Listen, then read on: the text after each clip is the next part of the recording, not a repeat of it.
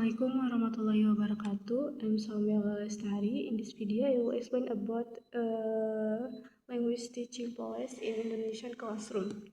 Nah, jadi itu tuh dipengaruhi oleh berbagai aspek sebagai kebijakan bahasa Indonesia multilingualisme, pembelajaran bahasa Inggris, perkembangan kurikulum, pelatihan guru, sistem penilaian pemerataan pendidikan, juga kerjasama dengan masyarakat. Nah, semua aspek tersebut itu saling berkaitan dan mencerminkan kondisi Indonesia yang memiliki keberagaman bahasa, budaya, juga kebutuhan untuk meningkatkan kemampuan berbahasa di era global.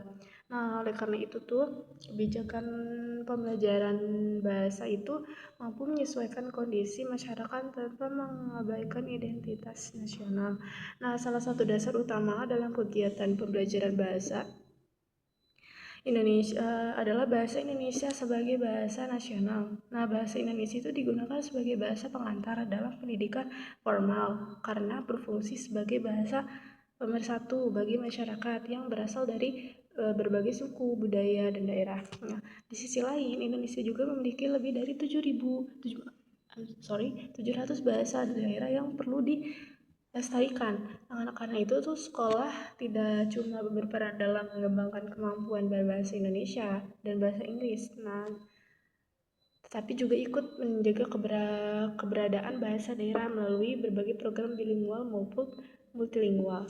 Nah, dalam pembelajaran bahasa Inggris, tujuan utama bukan hanya menguasai tata bahasa, tetapi juga membangun kemampuan komunikasinya. Nah, bahasa Inggris itu semakin penting gitu karena digunakan dalam komunikasi internasional, dunia bisnis, dan pendidikan.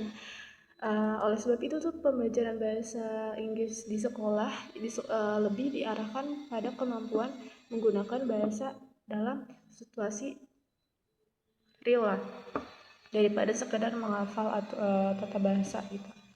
Nah, pendekatan communicative language teaching atau CLT juga semakin banyak diterapkan karena mendorong siswa itu aktif gitu berinteraksi, memahami konteks budaya, dan menggunakan bahasa Inggris dalam daily life kehidupan sehari-hari. Selain itu, penggunaan teknologi dan media pembelajaran interaktif juga menjadi bagian penting dan untuk support proses belajar. Nah, keberhasilan kebijakan pembelajaran bahasa juga sangat bergantung pada kualitas guru. Nah, perlu mengikuti pelatihan dan pengembangan profesional secara berkelanjutan agar memiliki pengetahuan pedagogi, kompetensi bahasa, juga pemahaman budaya yang sesuai dengan perkembangan zaman. Dengan itu, guru itu dapat menerapkan metode pembelajaran yang lebih efektif gitu, yang membuat siswa itu mencapai tujuan pembelajarannya. Nah, selain proses pembelajarannya, asesmen atau penilaian juga jadi bagian penting. Nah, dalam language teaching policy, berbagai bentuk evaluasi termasuk ujian standar seperti ujian nasional yang itu digunakan mengukur kemampuan bahasa siswa. Nah, namun efektivitas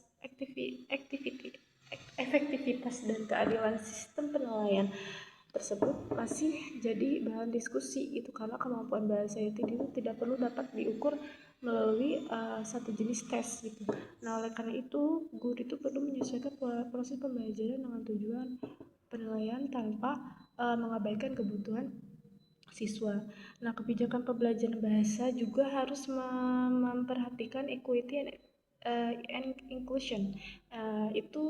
Itu tuh memberikan kesempatan yang sama kepada semua siswa untuk memperoleh pendidikan bahasa yang berkualitas baik di daerah perkotaan maupun daerah pedesaan.